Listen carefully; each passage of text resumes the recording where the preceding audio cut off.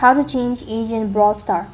Hey guys, welcome back to another episode. In this following video, I'm going to show you the way to change your age in Brawl Star.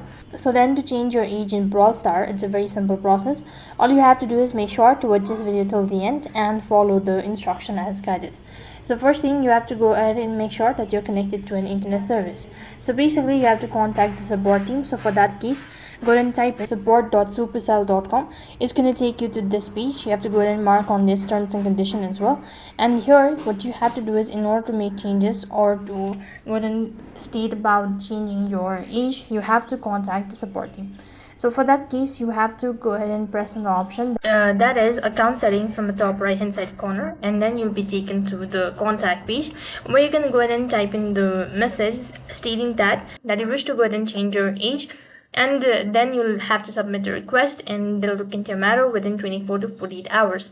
That is how you can go ahead and change your age in Brawl Star. That is all for this video. I hope the video was helpful. Make sure to like, share and subscribe to our channel. Thank you for watching. See you in the next video.